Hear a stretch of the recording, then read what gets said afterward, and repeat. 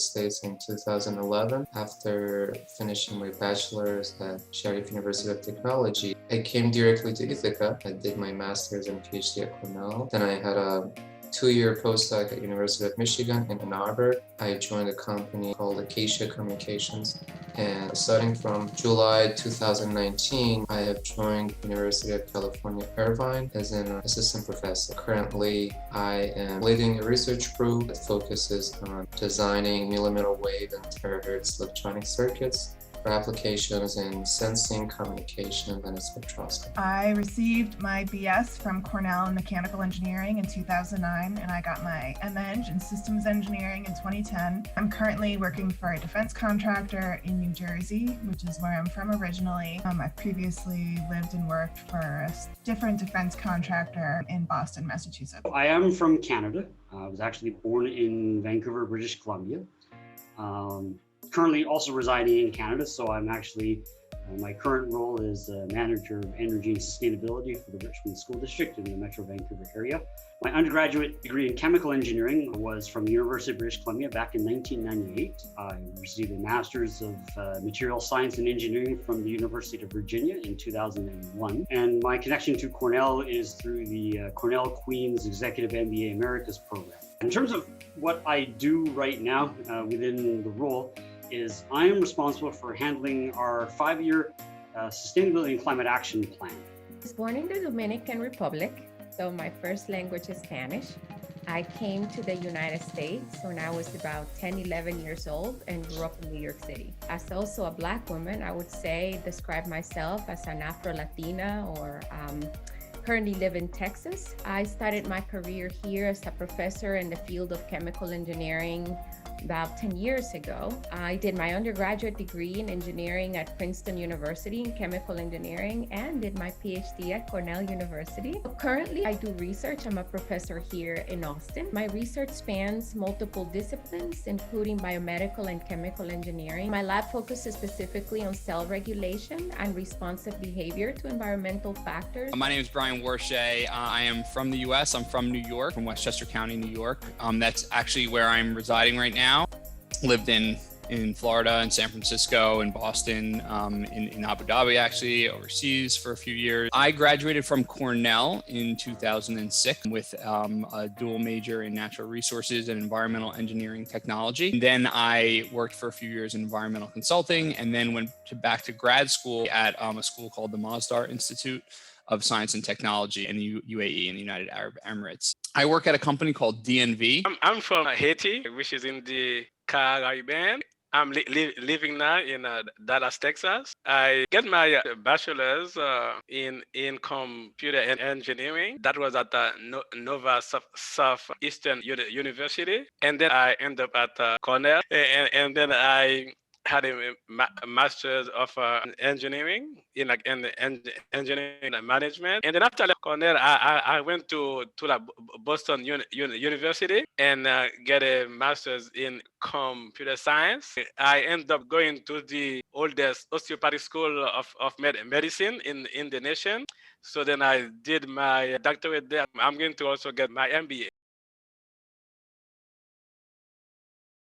It ranges from about 10 to 25% women. There's more women coming into the company as new hires out of college, so at the lower levels of the company. But as you go up the chain of technical and programmatic roles, there are definitely fewer women, but there are women there.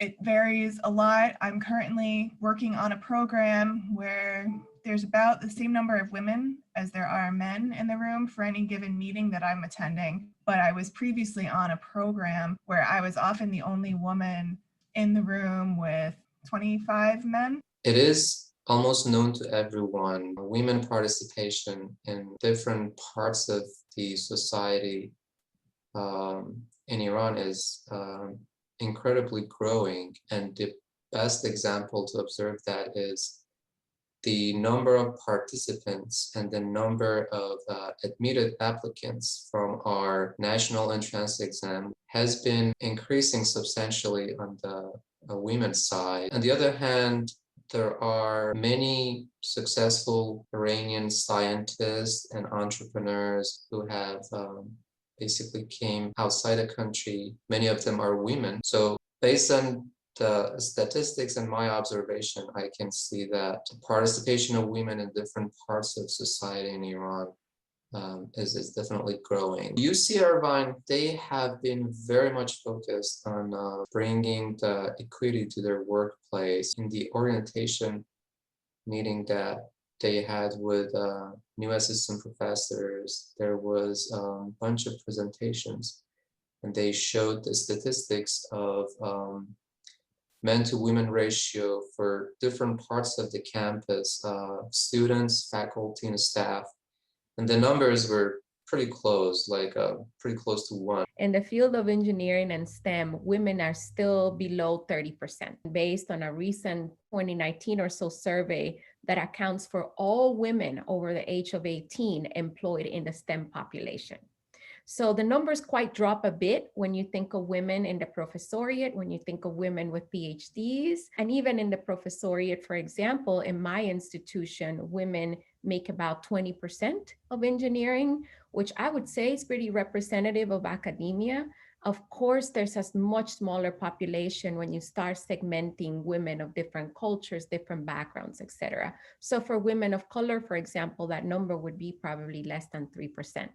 In all the jobs I've been in, there have been more men than women in the technical fields, but there's definitely been, I've been in the industry, I've been working since graduation, more than 10 years now, and there's definitely been more women, I think, and more younger women that have entered the workforce, but certainly it generally does still feel a little male dominated. I think in my day-to-day, in the team that I'm on, the group that I'm in, there are a lot of women, and it's a more balanced situation, and I think some of that's intentional from the company, but it certainly could be improved. There's actually a lot of ongoing discussions, especially in the past year and a half, 2 years, that the company has been taking to establish working groups from individuals in different teams to help identify not just gender equity, but also just more diversity across all the teams and the hiring processes and the promotional processes. Certainly when I went to grad school in the Middle East, it was a very different cultural feel, but the program that I was in was very much pushing for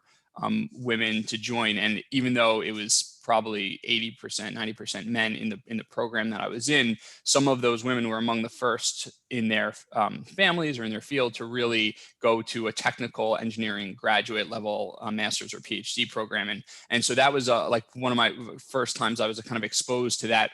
It was a much sharper divide there. Women ratio at my workplace, I think we have like CB has about like 7.5 dozen employees.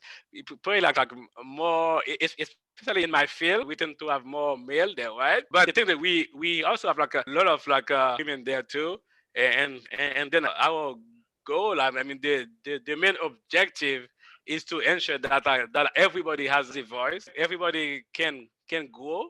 Everyone can learn together. Within my workplace, I would say within a public sector school district, we're definitely most heavily weighted in writ large towards more female representation. But that's because, generally speaking, education and teachers tend to have been more female dominated. I would argue that from the technical perspective, and looking just at the technical operational folks within the school district, it's not the case. But that said, it's certainly closer to 40% women, 60% men from a technical point of view. When you delved into the number, it was much less than that. It didn't change because I really wanted to be an engineer, right? It did never impacted me. I didn't see it that way. But I can see for my female colleagues, right, that could have been tough. My goals have definitely changed and evolved as a result of my experiences, but I don't think that has anything to do with my gender. What has changed is I kind of feel like I'm working against my gender to achieve my goals. I have a pretty stereotypically masculine personality. I like to delegate work. I ask a lot of questions. I'm very protective of my team. I'm no BS. And I've had a lot of experience that tells me how that is regarded by men. I kind of know that I'm going to be one of the only women in the room, and I have kind of a personality that men are going to respond to negatively. I force people to acknowledge my presence and kind of interact with me as equals. I sit at the table, like to dress in brightly colored dresses. I speak up. And all of that is just kind of part of who I am. But when you're in the workplace, my natural self kind of becomes performative gender expression. For me, no. For me, it wasn't something that directly impacted my decision making in terms of career goals. I think anyone watching this video can see that I'm a white male. I've been fortunate in that I've had a lot of opportunities. I've had to work hard for them for sure, but I haven't faced perhaps as much of that kind of built-in unconscious bias that other groups tend to face. My goals never changed after grad school. During grad school and before, I've always had a very strong team of supporters, of mentors, of people that have really rooted me on, including, of course, during my stay at Cornell in grad school. But this is also perhaps because my mind of pursuing a career in STEM was made up very early. And I think I was trained to be even more resilient about pursuing these dreams based on experiences that I had when I was very young. Those experiences always sort of made me work harder. They always motivated me. They always really allowed me to really continue to pursue the goals despite a lot of the gender stereotyping that we all experience. Luckily, I have never been in a situation that I feel like there has been an opportunity that was taken away from me because of my gender. Me personally, no. I wanted to speak about my late mother, she graduated in the 1950s. She had to have some gumption in order to, say, I'm going to go to university, I'm going to go into a technical field, when that wasn't something that society and certainly her family expected of her. She graduated from the University of Taipei with a chemical engineering degree, and then she moved to Canada. And not only was she hit with the whole foreign credential thing, not being recognized within Canada, but also as a woman, she encountered some significant aspirational changes and goals when she moved to Canada. She actually had to go back to school, went to a technical college called the British Columbia Institute of Technology, or BCIT.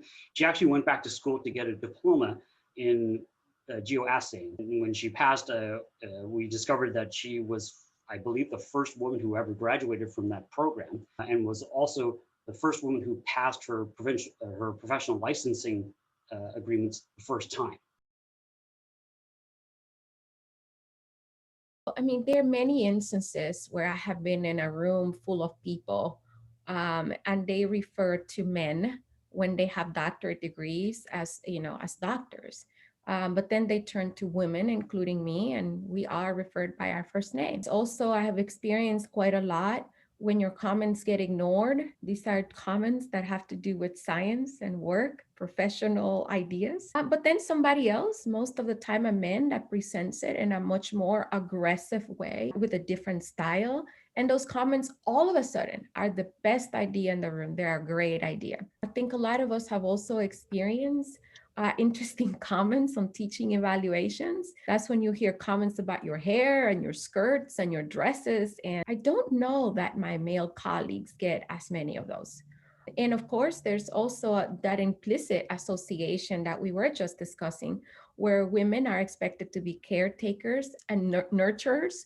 So we're also better seen in those roles, like the teaching, the medical professions, etc. I've luckily not been in a situation that is bold enough that I remember of being discriminated because of my gender. Part of the reason for that is the academic environment in the US I have been most of my life, out of this 10 years that I've been here, 9 years of it I have been in academia. And the year that I was in industry, both industry and academia are very careful and considerate about the environment equity and making sure that everyone's rights are deserved. Gender discrimination because I was a male or not. I don't think it ever happened, but I do recall an instant. I was interviewing for like an engineering firm. It was like the fourth interview to close the deal, right?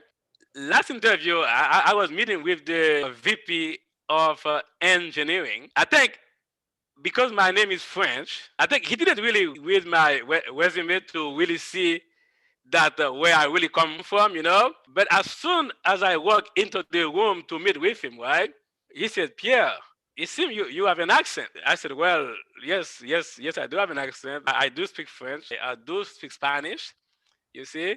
Uh, and then had you read my resume, you would have seen that I might not be the person you expected me to be. Didn't accept the job offer, right? Because you want to work in a place where everything is fair. I haven't had this to my, that I can recall directly at me, but certainly I have witnessed some situations where women in the workforce were, maybe it wasn't as overt as you might, that would kind of raise the alarm bells, but certainly terms or language or things that were said, maybe they thought to be in jest, that were that ended up being inappropriate and perhaps made some folks uncomfortable after the fact. And I think it's those situations that's important for folks like myself to really step up and make sure that any individual that's putting, even if they think it's unintentional, is that's making someone uncomfortable, is made aware of that and can be, improved upon. And I think that even though that's unacceptable behavior, that's easier to identify. I think the unconscious bias associated with promotions and hiring that people don't necessarily recognize is much harder to identify and requires more specific policies or rules to help unearth and kind of extricate from the culture of a business. And I think that's what's more difficult. I spent several years as a field engineer working on remote military bases with a team consisting of like technicians and logistics people, government customers, and test engineers. One of the engineers that I was working with had a really good relationship with the government customer, like a specific man who was one of our government customers. It caused people on our team, outside of our team, to gossip about there being a romantic relationship between the two of them. When you get to know this woman, you find out that she's very friendly. She was a fantastic person, but people saw that friendliness and that warmth and would gossip about her. We were a team that was living and working in stressful situations far away from our family and our friends. So it's kind of natural to build a network of relationships and be closer than you would be with people that you're just in the office with. And it was important to our overall mission to be in good standing with our customer. Her relationship with this customer were good things, but because of her gender, she became an object of gossip and isolation. It discredited her technical skills. It set up like a wall between her and the rest of the team. For me, during the time I was in the field, I experienced also, a lot of microaggressions, nothing on the scale of my friend though. I was often pushed aside when younger, less experienced engineers from the main office would show up at my site. Yet I was expected to clean up their messes or fix their problems or even teach them how to do my job. After a mission, the men would go and celebrate a successful mission by smoking cigars. And I was still on the clock for another like 2 or 3 hours, transferring data, calibrating equipment, shutting down the site. The microaggressions tend to have been more about the fact that I'm of Chinese descent, but that's not the focus of the question. The focus of the question would be, any microaggressions about sort of gender discrimination.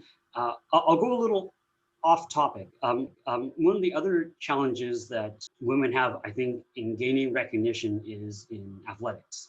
I'm the father of 2 daughters who are in ice hockey. Certainly been their coach, and I remember where being a coach for an all-female hockey association.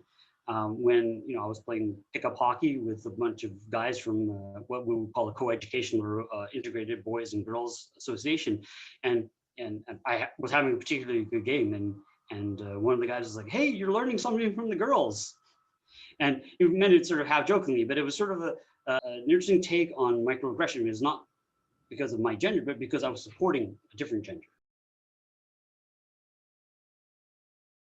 Absolutely, women succeed, right? We have great scientists to look up to. We have great engineers to look up to. So they are amazing women in STEM. Women bring typically different approaches to managing interpersonal relationships, conflict, approaching science and teams, etc.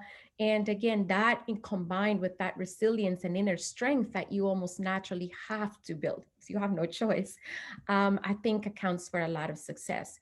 Do they succeed? Absolutely, they succeed, right? And it's not so much a gender thing, but I would argue more of a diversity of opinion, more of a diversity of approach. And women, I believe, succeed not just because they have the technical chops to understand the mathematics and the concepts and so on and so forth, but they have the holistic approach of being able to ask the right questions that men typically don't ask. And I think women have the stop, look around, making sure that you actually understand the problem without diving in, trying to solve the problem, which unfortunately a lot of men tend to do. Success normally happens if people go after what they like, be focused, and work hard for it. And that is not a concept that is really gender related. So any person can do that. I definitely think they can if they want to. Those who are successful, right? They didn't have mentors. They didn't have networks. When a women leader is making a decision, right? She really think about it holistically. There are many, but we can tick off a bunch of them. Perception, number one. When the first woman astronaut, Dr. Sally Ride, was named to go into space, the questions that were asked of her were about her reproductive organs and this, that, and the other thing, and questions that John Glenn never got, as an example, right? So perception and embedded in that, and having kids is for some reason limiting to a woman's ability to succeed in STEM, right? Which of course is bunk. I don't think really the work environments have that many of barriers. Academic and industrial environments, I believe they are very considerate about providing equal opportunities. But I believe maybe traditionally seeing men focusing on their profession has been more accepted than women doing the same. That is something cultural, perhaps. So probably the biggest adversity in our fields remains that it's still very uniform. Yeah, it feels that it's just not enough because it's not mainstream or aligned with the majority. So that's, I think, still the major challenge of our field. It's still very male dominated, still very uniform in what's valued and how perspectives are shared. So it's really harder when you're a woman to naturally align with that. There is a barrier. The engineering field, science field is somewhat like a male-dominated field, right? The issue is, I've worked with some of the best in the industry, the best females, right? But at times, if they don't have a leader to advocate for them, it's very difficult for them to move up. The leaders there who are male, right? They don't support them. There's more equity at the younger level than at the executive and leadership level. And I'm sure there's a lot of reasons for that. And I think a lot of it is unconscious bias. A lot of it is people that have the older guard that has been in industry for a while have the leadership roles and consciously or unconsciously end up selecting folks to join them in the leadership roles that look and feel and act like themselves. I think the barrier to this program, or the departments, like I'm in the radar department, the departments need to identify and put forward candidates. And I think what I see happening is that the kind of old boys club mentality takes root, and managers tend to put forward employees that they identify with or that remind them of themselves, which is, disproportionately young white men. Men typically have a lot of, networking opportunities like playing golf or just that or the other thing that typically aren't inclusive of women. Women typically aren't included in because of a perception that they don't golf or they don't play rugby or whatever, right? I'm looking for a role here, or hey, we're looking for a team lead there. Hey, I need someone to lead a project here, right? And a lot of those informal conversations happen, around, around a pint of beers, or at a bowling tournament, or So much of what I see in terms of jobs and opportunities is happening like on the down low. It's like just informal networking. So it's important to have management or an advocate or a network that can really support you. In the US especially, is being a parent. Female peers, after having one or two kids, take more of a back seat, either a decreased role. Part of it is in the institutions of childcare in the US. If you don't have family nearby to help with childcare, it is difficult and also very expensive, as my wife and I can attest to. thing is a societal perception that women still have to bear the greatest burden when it comes to childcare and child rearing. The other perspective is that so much more strongly, I think, in the United States than it is in Canada, but anyone who takes time off, to help raise the family is perceived as being less committed to work or less committed to the role. There certainly are examples. I don't think there are enough examples. At DNV, one of the main leaders in the renewables practice is a woman, and she's fantastic, and everybody loves her, and she kills it, and she's great. And she gets a lot of recognition for that. Her name is Jennifer Parker. She's focused, driven, always encourage others to succeed. Even though I'm older than her, but she really inspires me. Having my mom with the firsthand experience of being an engineer, she's and now in academia, she's always been open about issues that she encounters due to her gender, discrimination in the workplace that she experiences, also due to her education. And, I get to see how she negotiates these issues. The late mathematician Maria Mirzakhani, she was an Iranian scientist who unfortunately passed a few years ago. She was one of the first Iranian scholars, in fact, the first female mathematician to receive the prestigious Fields Medal in math. So maybe for me, the fact that she was from the same country was more inspiring and encouraging us to work harder to be like her. The other women that has had enormous influence in my in what I do today is my postdoc mentor, Marlene Belford. So I spent working with my mentor 3 years. This was the first time I ever worked that closely with a women scientist. And I can speak about Marlene for hours and days, but I think that the influence scientifically that her brilliance had on me, her creativity for approaching science, and again, bringing that refreshing, unique style to mentor, to think about science, to writing high impact papers, to leading big initiatives in the field was really impactful in the way that I could see myself very clearly reflected on that. Obvious answer is my mother. Going through chemical engineering, that's the obvious one. And I hope that my having continued in sort of the STEM field and as a mentor to women and men, hopefully I've been able to offer my perspective that diversity of thought, of diversity of opinion is an incredibly important part of being a practitioner in STEM. So certainly relying on my mother as the primary role model there. Incredible boss, incredibly smart, incredibly inspirational. She's very high up at the firm that I was at. She's still at that company. She's a single mom and she makes it work. And basically a mediocre job with a great boss can be a great job. I think like a lot of my perspective comes from the fact that I'm in such a lopsided industry. And I think obviously bringing more women in is like the number one way to change things. As an engineer, it's great to have other people that are kind of similar to you, that you can talk about microaggressions or brainstorm how to react to situations. They have more relevant experience to help you navigate those kinds of things.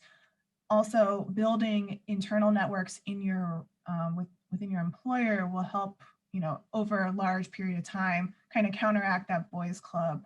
I think it requires having the support of your management, or like a mentor once told me that, everybody should have an advocate, even if it's not your manager, somebody that can kind of advocate for you and put your name forward. But like, I think if a woman wants to be successful, you be yourself. You don't have to conform to someone like ways of doing things. Remind people that institutional change is not going to take place if we try to fit ourselves into the men's environments. Kind of like I was saying about, my personality and, not being afraid to say no and stand up to bullies. They need to meet us on equal ground. And I think that is a way to achieve equality with a healthy basis of respect.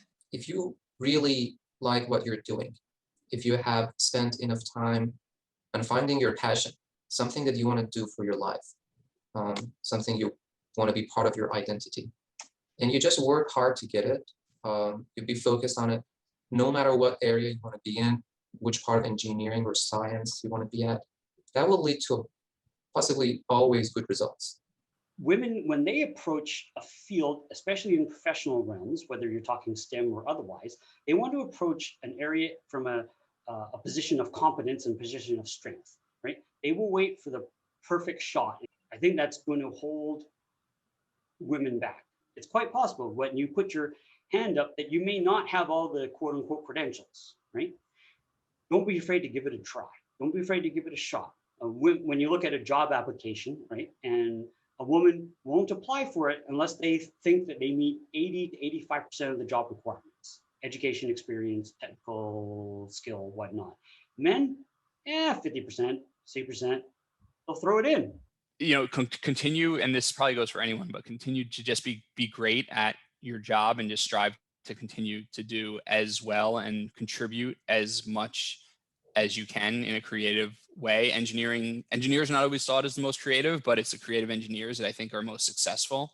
That you just have to surround yourself with positivity, positive energy, people that reassure you. Find those people that you can go to and say, hey, I just need to have a little bit of an uplifting conversation, and carry that and keep it. And every time you feel like quitting, every time you feel like this is not for you, every time you feel like you're not being appreciated, like people are not seeing your value, they're misunderstanding you, you go back to that energy. Like just the fact that these women existed, that they were real people, was so meaningful to me. Even if I can observe, how they handle this from afar, even if I can observe, how they would carry themselves in certain situations or approach a presentation, or even, to be honest, dress for a seminar, little tiny things like that you never think about until you go do it. And then you go, you don't know what about yourself it's distracting, what is accepting, what is within the mainstream. I mean, there's so many things we fight with that are as small as that when we are so few in a discipline trying to advance our careers. I really think it's important to also play an active role in setting goals and voicing opinions where important decisions are being made.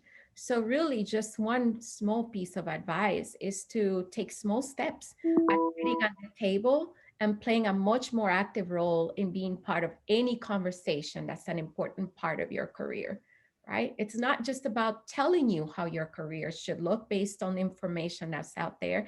It's about adjusting that advice for you. It's about delivering content that's applicable to you. And I think we can all play a much more active role in those decision-making conversations when advice is being given, etc.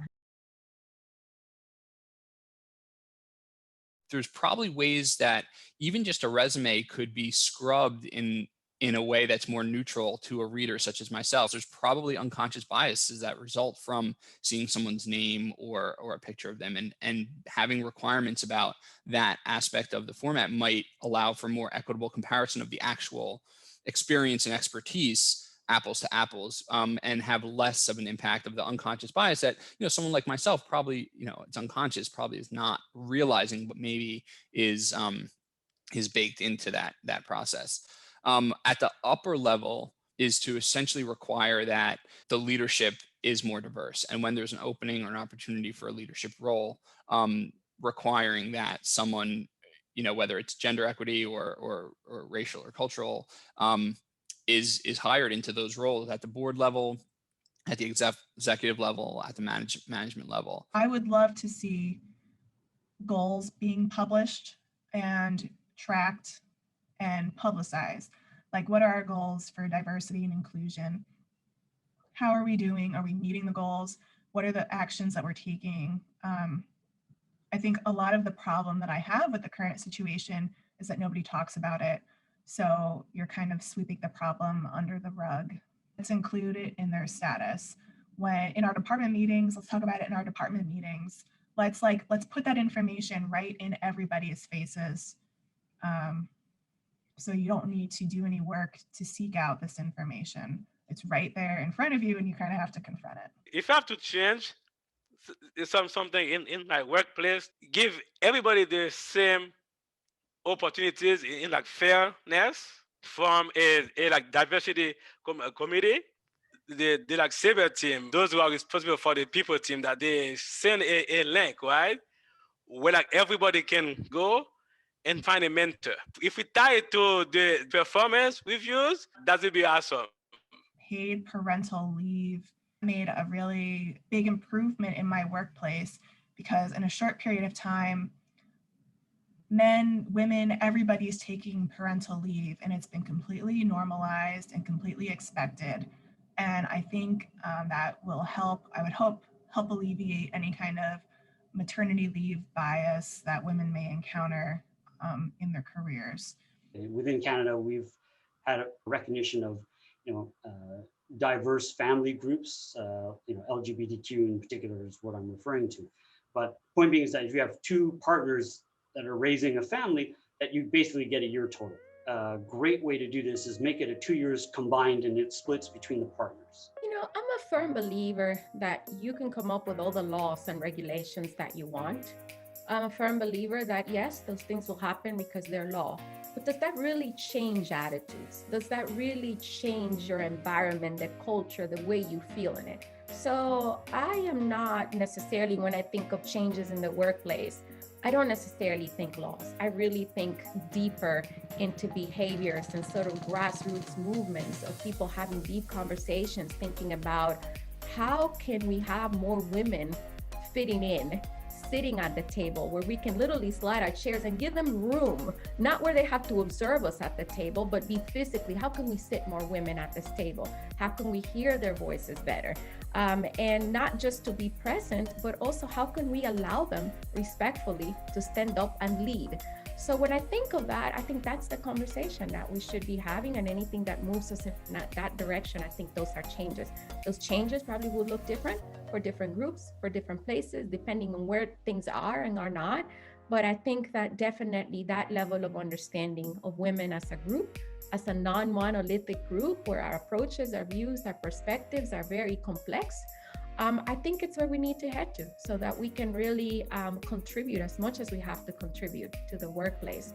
What I possibly like to see more as an individual in academia is activities like women in engineering or women societies and different, if they could be possibly receiving more financial support, more support from the different parts of the academic environment, so such that their presence and their contributions can become more and more frequent. That will be very encouraging and motivating for younger women just entering this domain of the STEM fields. They can just educate people of things that they might not notice on their own, but once shared in a platform of an event or a social media coverage or series of presentations and talks and webinars and things like that, definitely the education that will come with it is going to be impactful. They can shape their mind and they can come to understanding about those parts that should be changed or fixed or corrected. You know, again, going back to, I think just talking about the issue would do a lot. I know a lot of the men that I work with realize there's an inequality problem, but they don't really understand why it's a bad thing or how it impacts their minority coworkers.